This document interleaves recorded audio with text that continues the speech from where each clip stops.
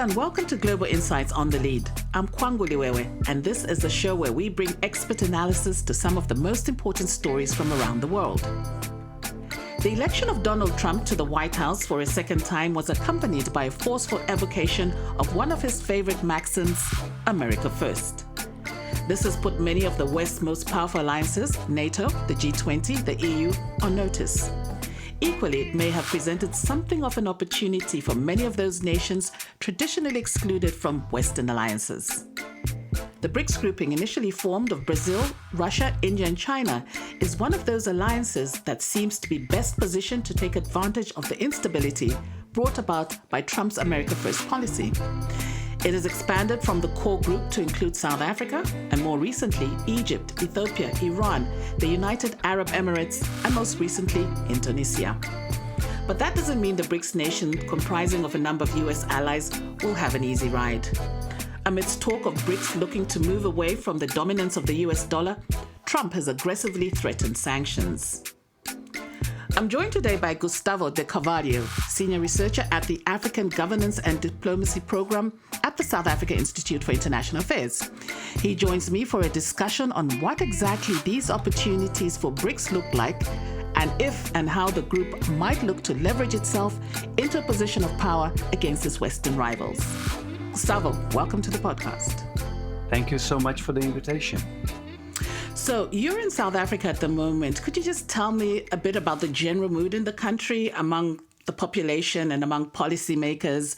Is there a sense that South Africa now has an opportunity to build its profile on the global stage as a result of the recent geopolitical developments?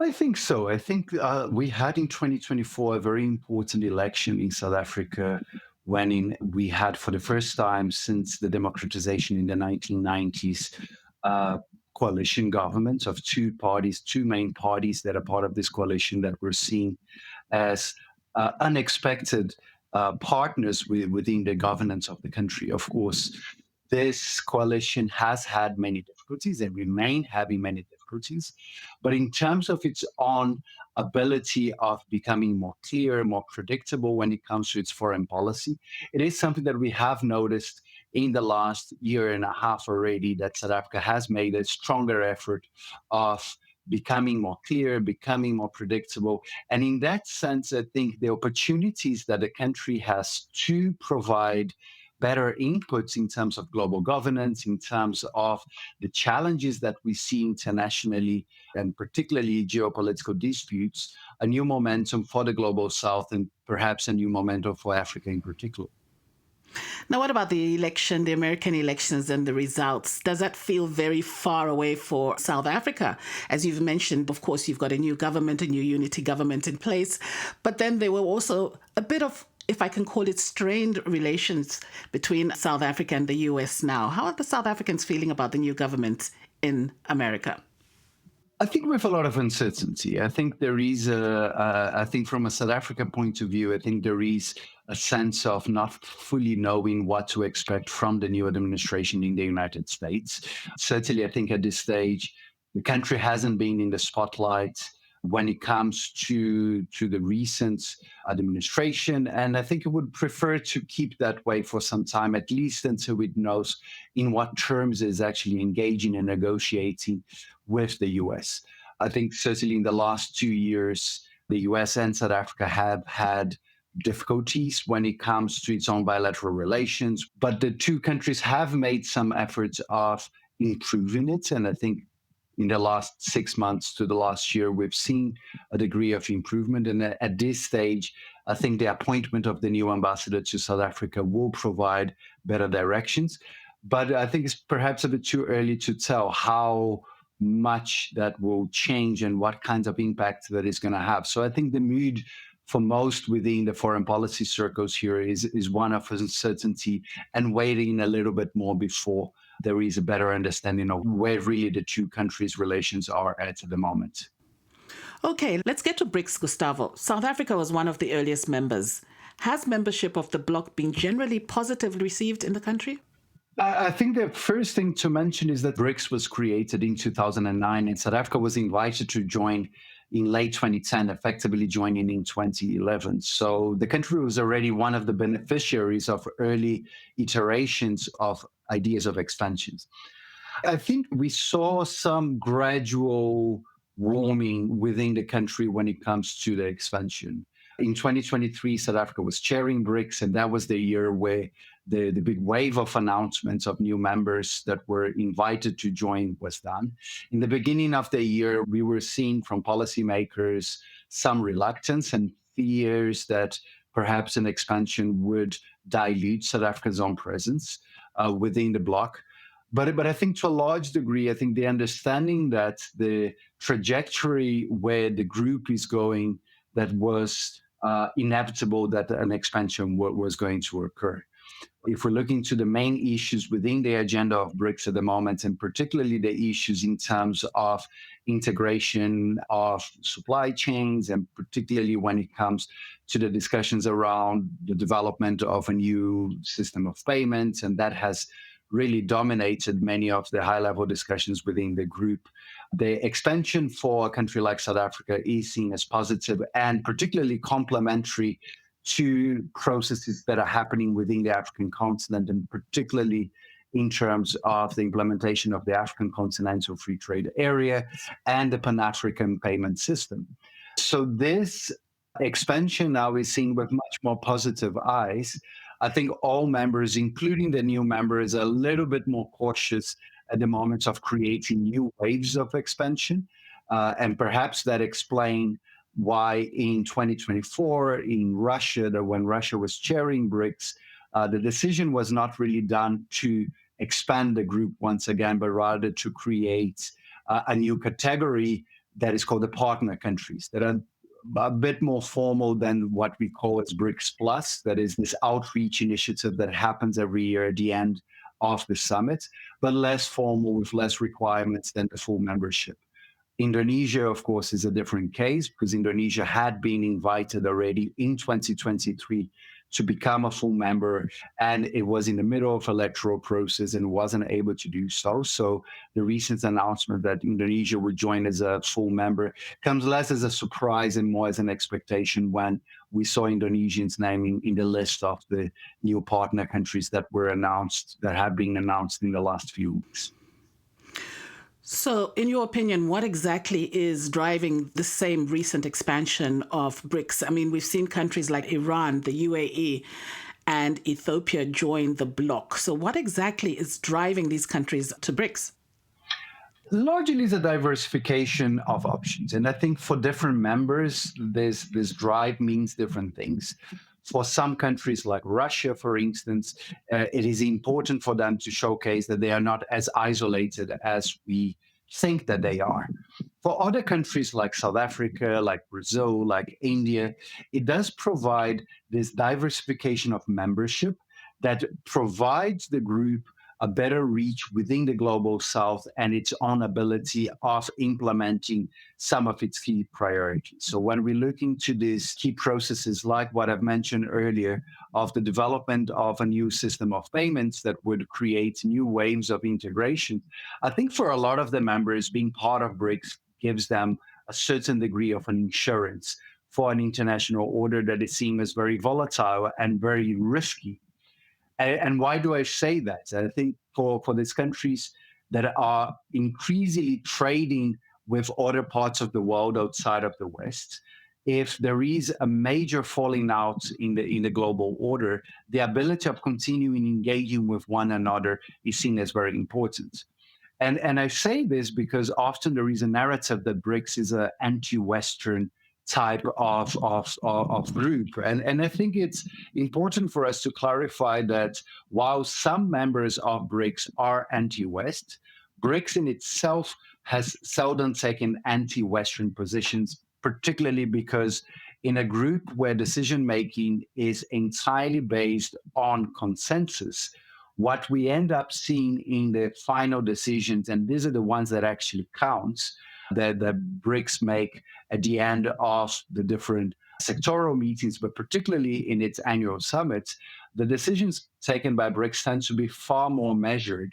And we can see that even in the summit that was hosted by Russia last year, where the narratives that had been presented, and particularly by the host country, Russia, tended to be much more ambitious, if I could call it this way, than what we eventually saw in the final communiques, and showcasing that the moderation within BRICS often comes by the fact that it has a diversity of countries that have different views about the world, that have different views about the region.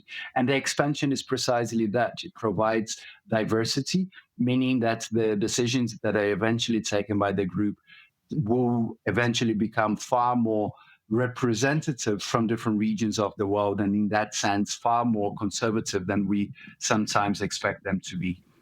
Okay, just picking up on that thought where you talk about consensus, you talk about diversity as well. But within the group, there are some countries that have some ongoing rivalries like India and China. Now, just talk to me a little bit about how this group can still work as a unified force when there's so many differences. Yeah, I think it's an important question. We shouldn't forget that out of the three African members that we have within BRICS at the moment, South Africa, Egypt, and Ethiopia, we have a very bitter rivalry also between Ethiopia and Egypt.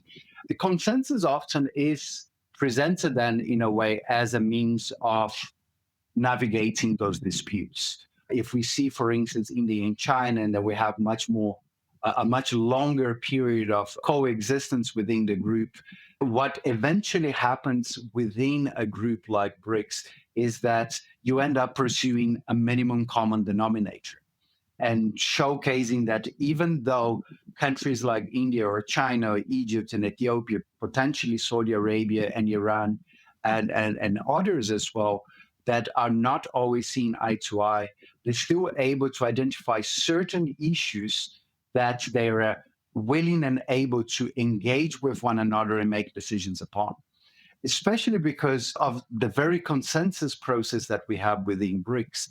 The idea that what unifies them is not the fact that they agree on everything.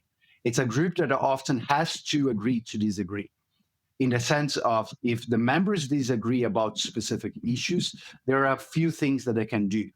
One, they can take the issue completely out of the agenda, and that is often the case. Two, they can keep the issue in the agenda, but the decisions that are made on those are still vague enough that it still would be able to accommodate those different positions. And third, which is what happens particularly on the issues that are seen as very important for the collective of the membership, is to heavily negotiate on those. The issues related to the use of local currencies when trading, for instance. There is various different views within the group about what to do about that. The Chinese have certain expectations, the Indians certain expectations, the Russians have very ambitious expectations. And what we end up seeing as a result of these negotiations is a much more tempered thing that enable vastly different countries. That is not just about the rivalries that some of them have between themselves, but also countries that are in different regions that are trading with different countries. Majority of our trade as BRICS countries does not happen with other BRICS members. So in a way, we are looking into interests that are far more complex than our single membership of a group like that. And I think that is something that is well understood within the group, often creates dissatisfactions about certain decisions that were made. But at the end of the day, there is an understanding of how far we can push other members for positions that are ours as individual countries, and how much we're then able to secure that understanding, because in principle, any single country can veto a decision that is made within the group. And that really has an impact in the overall tone and particularly the pace that the group takes in making decisions. Okay, interesting dynamics about BRICS there. Now, they represent about 40% of the global population, over 37% of the global GDP, and about 23% of global trade. And clearly, they must be a force to reckon with.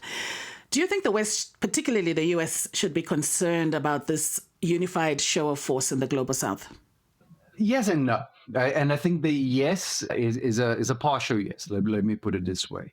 In the sense of that this rise of confidence of countries of the global South is not entirely dependent on a group like BRICS. I think that we've seen with the rise of countries like China, even with the economic importance of India, of Brazil, of Russia, of South Africa, and we can even dispute whether every BRICS member is a part of the global South. To a certain degree, these countries are looking into BRICS as a vehicle to promote their interests in a global order that is not really seen as favorable to them, that is not really seen to hear their voices, and particularly when it comes to international financial institutions, a lot of the discussions within BRICS is in relation to their own voice and say in institutions like the World Bank and the International Monetary Fund.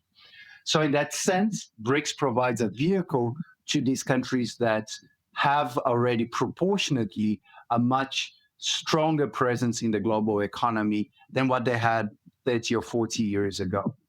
The no is because following a lot of the Western narratives around BRICS, I think there is a lot of hyperboles that are presented about what BRICS is and what BRICS is not. And when I read some of those narratives or listen to those narratives, they don't always match what I see on a daily basis to what the discussions are actually about. So when we look, for instance, if we do this comparison of narratives and reality, we often hear in Western circles about this attempt of BRICS to de-dollarize the global economy. But when we actually see what is being discussed and what has been decided within the group, there's no actually an active attempt of de-dollarizing, but rather to create more options for its members that enables them in very specific situations, and particularly when they're engaging with one another, to then be able to trade with their own currencies. And in that sense, reducing risks of fluctuations of exchange rates, for some members, reducing risks of geopolitical and political decisions when it comes to global trade. And in this sense, it's not by surprise that I'm referring to a country like Russia or even Iran. So to a large degree, I think we need to also temper our expectations, not only what BRICS members have been doing and what they are trying to do, because we then start reinforcing this narrative that BRICS is by definition an anti-Western coalition. It's not an alliance. It's not a group that really pushes its members, or really its members are interested in doing coordination of foreign policy on every single level. It's a group that tends to disagree quite largely with one another and tends to be quite accepting and understanding with the fact that we will not always be in agreement about several issues. So while I agree with the fact that, yeah, we are seeing a much more proactive global South, but that does not necessarily mean that this is intrinsically a threat to Western countries on their own. We are already seeing, independently from BRICS, a global order that is changing very rapidly, with increasing competition between the United States and China, with an increasing demand from countries of the global South to have their voice better heard in multilateral institutions and in the governance of global affairs, not just from a whiny or demanding point of view, but particularly because they feel that if they are much more relevant today than what they were in the beginning of this current global order that we still live within, they should then be able to have a better say in how they are benefiting from some of the gains of this global order. And I think this is what it seems to be much more of a mind shift in terms of understanding where different countries are coming from and what are the reasons for why they engage on the way that they engage and why they even create a group like BRICS when you tend sometimes to disagree far more than you agree on values, on issues, on direction. But on those specific things that you do have an agreement, it's really where they feel it's relevant for them to put their political capital and to continue engaging because they see that ultimately will benefit themselves more. Okay, just picking up on the Western narratives that you mentioned, and specifically talking about de-dollarization, do you think the de-dollarization policy is serious in the eyes of BRICS? I think, first of all, I don't really think that BRICS is actually pursuing a de-dollarization process. I think what we effectively see is a very paced process of creating first better mechanisms of trading and especially when it comes to cross-border payments between its members, that it can be done in a more nimble way, that can be done in a faster way, but also can be done in a way to not always require the use of platforms like SWIFT as its main vehicle for trading with those different countries. Now, the expectations for these members is not that this is going to entirely replace the US dollar in the international trade. For some members, Russia, Iran, for instance, these countries are effectively already being de-dollarized outside of the context of BRICS. For countries like South Africa or Brazil or like India, this will be very viable in the very specific situations where they're trading with China or they're trading with India. And even then, they still aware of the fact that in many instances, they're still going to be trading via SWIFT or they're still going to be trading with dollar-denominated currency. I see that much more, even though we're not seriously talking within BRICS about creating a BRICS currency. Countries like Russia have suggested that, but there is far from consensus and there's far more disagreements with them than there is an agreement around creating some kind of a BRICS currency, particularly because our monetary policies are also so different from one another that it would be really hard to find a way that really complements this idea of a currency. But the experience of Europe through the euro, but perhaps much more in terms of what they were able to achieve through intra-European trade, is perhaps what we're going to see in a few years if and when this new platform of system of payments get off the ground. That is, will have an impact in certain instances, but we haven't really seen a major dent in the dominance of the US dollar because there was a more integration in terms of payments and so on within the European space. In that sense, what we're going to be seeing, and is not only coming from BRICS, I think it's coming from many different spaces within the world, that is the diversification and the creation of more modernized systems that enable cross-border payment systems to be done in a much more effective way, whether it means for more faster systems, cheaper systems, and arrangements that can really provide countries with more options within a new way of seeing monetary policies and trade between countries that goes beyond just the existing tools that we have. And that is not something that only BRICS countries are looking into. We're seeing a number of countries already doing bilateral arrangements for doing settlement of their trade with their own local currencies. So I think BRICS is one of the entities internationally that have been reflecting about that, but it's certainly not the only one.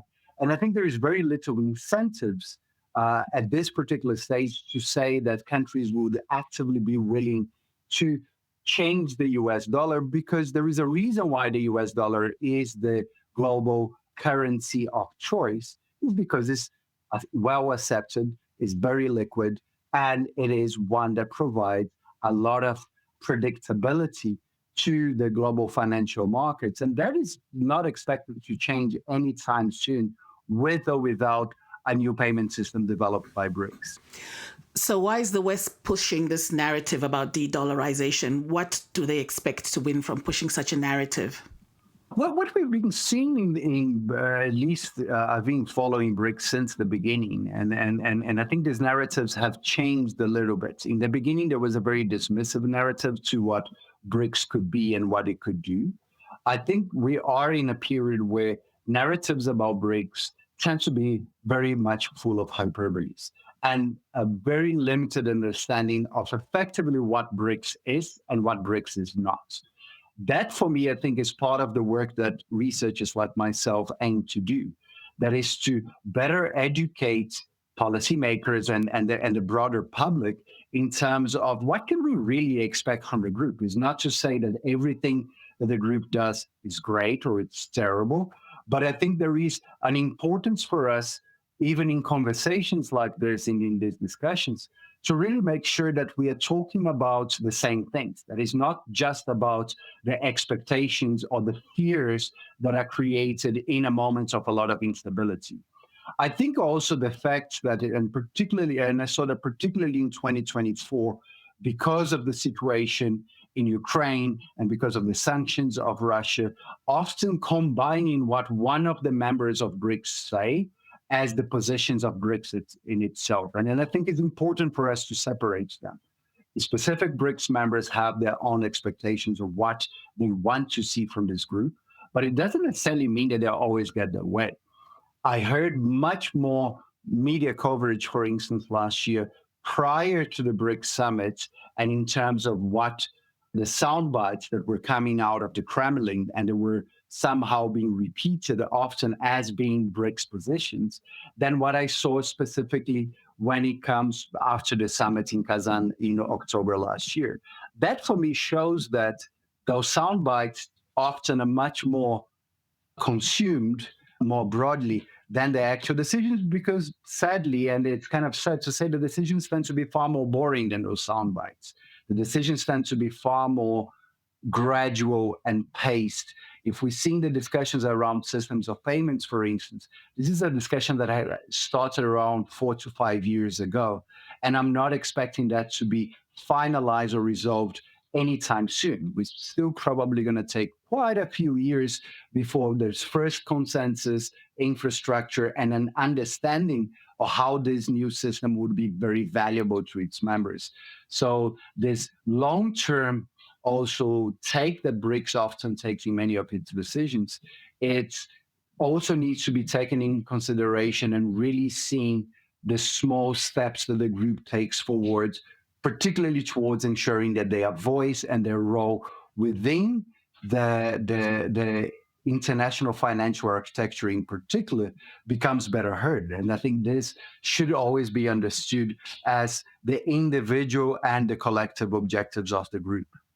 Okay, and just taking you back to the de-dollarization topic, because basically that's what everybody's been talking about, especially with the incoming president, rather the president, he is president now, Donald Trump. He threatened to impose the 100% tariff on BRICS nations. I just wanted to find out from you, what has BRICS' response been to this? Because as you've just explained to us now, that really it's not about de-dollarization. That's not just its main aim. Have they just decided to totally ignore him threatening to impose this tariff? So far, there has been no collective meeting within BRICS that they were able to discuss that. But largely, I think, and I saw that particular statement from President Trump, and I think it would be very interesting for me as an academic, as a researcher looking into those things, is to see under what basis those tariffs would be made. If it is based on the fact that BRICS countries are developing a new systems of payment, then we will have to expand those tariffs to a much broader range of countries.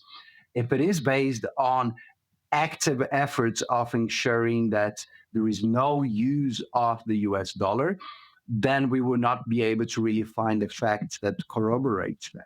So I think there is certain fears that have been presented, and I think including within the new US administration, perhaps is also an important space to increase the dialogue between the United States and countries that are leading BRICS. I think there is a good opportunity this year, considering that Brazil is chairing BRICS, and Brazil was the one chairing G20 last year. South Africa is chairing G20. And I think those opportunities really, I think, create a better space for us to look into a better linkage between what we call the G7, the BRICS, and the G20.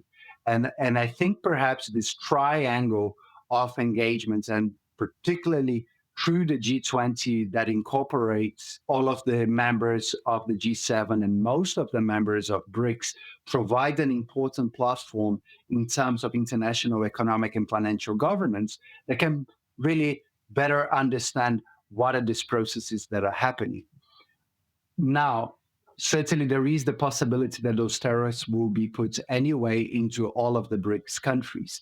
I don't really see that being entirely in the US benefits, considering that if we exclude a country like Russia, and even if we don't talk specifically about China, there's bilateral talk specifically about China when it comes to the increase of tariffs. If we are talking about important global economies like Indonesia that has just joined, South Africa, Brazil, India, and Egypt, Ethiopia, UAE, that are countries that are engaging with the US on a regular basis, that will exacerbate the incentives for these countries to look for options and alternatives. Because if we are at this particular stage creating mechanisms that provide more options for members to engage with one another and trading and settling those transactions using their own local currencies, if we then add tariffs to that, even prior to the rolling out of any particular system, that could be seen or interpreted by someone as potentially de-dollarizing. In that sense, we create every single incentive for these countries to look elsewhere for more reliable partners. And I don't necessarily see that it's entirely on the interest of the United States to isolate itself to the point where it takes, as you well mentioned, around 40% of the global GDP and some of the fastest growing economies in the world. Just picking up on China, which is often seen as a de facto leader of BRICS, and you just mentioned as well that, possibly they could step in, or look for other partners just to ease the pressure from the US if the US does go ahead and impose these tariffs. When we look at another country such as India, which has the US as its largest trading partner, and then there's this friction between it being an ally of the US and being a member of BRICS, how do countries like India navigate this challenge? I think it's a great question because I think it comes to a concept that had been almost forgotten in international relations for a few decades, and it gained much more popularity in recent years. That is the idea of non-alignment. And what does non-alignment means in that sense? Because I think there is also a lot of lack of understanding of misunderstanding of those meanings. That is the ability of countries of not having its own relationships internationally entirely framed by having an alliance with one side or the other. It's about diversification, it's about autonomy, it's about being able to make certain decisions based on its own national interests. So, to a large degree, we see some of the BRICS members that would fall more within this idea and categories of the non aligned, and particularly what we call the IBSA part of BRICS: India, Brazil, South Africa, and perhaps now even with Indonesia, we can really see very much of this at play, because for none of these countries is entirely beneficial to them to entirely side with one side or the other.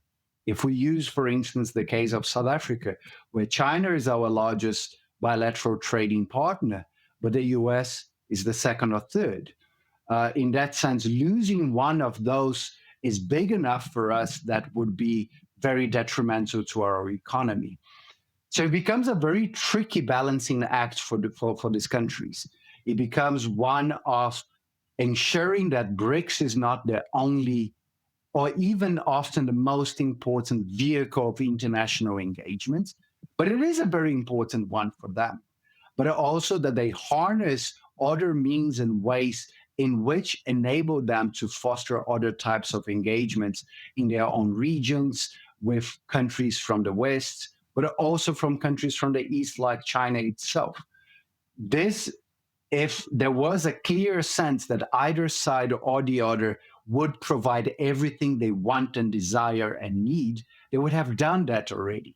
And this is particularly why we are often, as countries that are somewhere in between in the global order, that we are perhaps a bit more powerful than other countries within the global south, but we are not that powerful that we can be able to influence everything or so many outcomes on our own. That means that we are threading that much more cautiously, and that increasing pressure from one side or the other tends to have reverse effects, especially when countries have become pressured to take sides on which side are you on. We've seen this after the Russian invasion of Ukraine, that when many countries become directly pressured to take a particular side, they eventually decided to take none.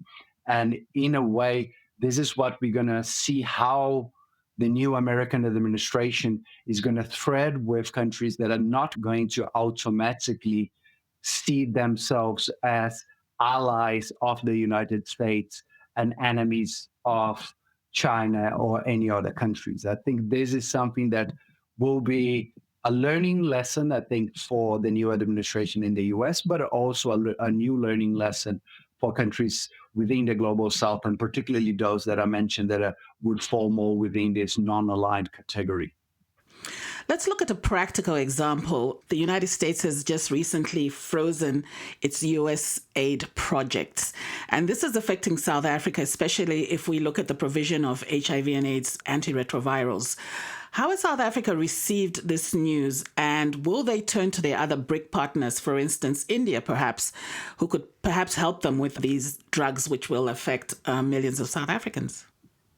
I think it is certainly a possibility, and we're starting to hear more and more in different circles here in South Africa the idea of seeing antiretroviral drugs as an issue of national security and the need to have more production at a national level and perhaps to engage with other countries. I think the answer to that is going to depend very much on how long this freeze is going to last for. If we are seeing that as a permanent freeze, or at least a very lengthy freeze, we will then see not only countries like South Africa, but countries from within the global south looking for the alternatives, whether it's within their own fiscus, whether it's within the creating new partnerships, or whether engaging with other countries to be able to do that. Because this freeze or this ban, it was a blanket one and based on the arguments, at least the official argument that was presented, to review what is relevant, what is not relevant for the United States. That gives the US still some time to be able to identify what really is its future role. I find it would be very unlikely that there is going to be an 100% freeze and ban permanently to every single type of project that is done. But in a way, the longer this process takes, the more countries are going to be looking for, in that sense, clear alternatives to something that was seen as a predictable source of income for very specific projects. And finally, given the challenges and opportunities that BRICS is dealing with, how do you think the West and the US in particular should approach the bloc going forward? I think the first way is that we need more dialogue between those two groups. And I think, and I'm particularly if I look into the G7 as this kind of analog group within the West to BRICS, is that we need to understand each other better. There is no other choice internationally than to engage with 40% of the global economy. And if we include other countries of the global south that have shown some kind of an interest in either joining or being more closer to decisions made by BRICS, it is imperative that we find better ways of dialoguing and finding opportunities, or even when there is dire disagreements, we need to find some commonalities. As I mentioned earlier, I think perhaps in my perspective, the biggest opportunity of that happening is a better triangulation between decisions and discussions that are made at a G7 level, at a BRICS level, and at a G20 level. We tend to see decisions made in those three groups almost mirroring one another and focusing on different aspects, but it is something that we really need to see as a necessity rather than just something that, while we're talking to the other side. And as I said, particularly in years like this year where we have countries like Canada chairing G7, and we have countries like Brazil chairing BRICS, and countries like South Africa chairing G20, perhaps it is an opportunity for those three countries to talk to one another and see whether there are any opportunities of building some degree of confidence and to better clarify what are the different directions that these groups are actually taking that are basically taking forward. You've been listening to Global Insights on the Lead from New Lines magazine.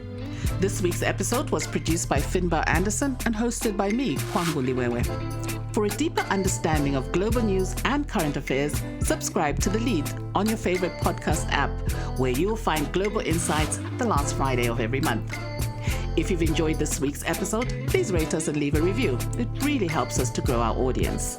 Thank you for joining us.